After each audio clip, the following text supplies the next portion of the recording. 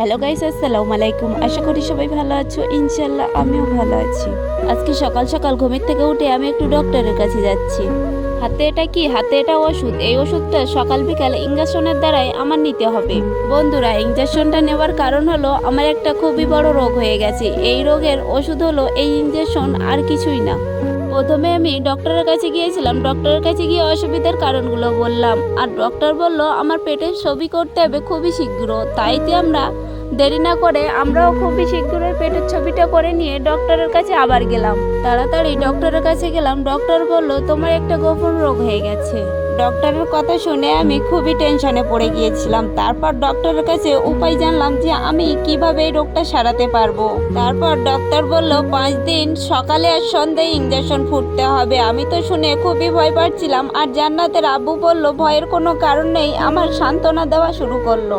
আজকে ইঞ্জেকশন দেওয়ার প্রথম দিন, তাই আজ সকাল সকাল বেরিয়ে গেলাম আর ইঞ্জেকশন দিতে চলে আসলাম।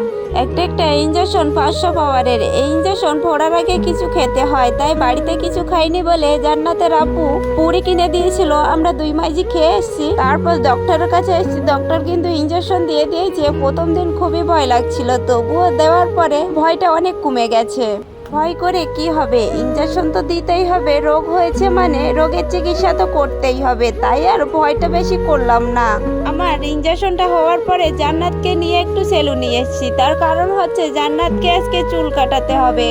জান্নাতের খুবই বড় বড় চুল হয়ে গেছে। চুল কাটতে সেলুনে ঢুকেছি আর জান্নাত খুবই ভয় পাচ্ছে। ও প্রত্যেকবারে এরকম কান্না করে। চুল কাটতে গেলে ওর নাকি খুবই ভয় পায়, তাই ও খুবই কান্না করে। ওর আব্বুরও সাথে করে নিয়ে আসতে হয়। জান্নাত ভয় থেকে কাঁদতে কাঁদতে ওর আব্বুর কোলে হিচু করে ফেলেছে।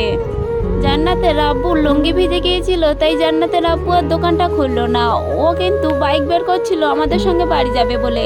আর আমি দাঁড়িয়ে দাঁড়িয়ে ভাবছিলাম যাকে মেয়ে হিচু করেছে না, একদিক থেকে ভালো হয়েছে। টোটোই করে বাড়ি যেতে হতো, ওটা টোটোই করে বাড়ি যেতে হলো না। আমরা বাইকেই আবার বাড়িতে চলে আসলাম। ওসব কথা বাদ, আজকের মতো এই পর্যন্ত। ভিডিওটা ভালো লাগলে লাইক করো।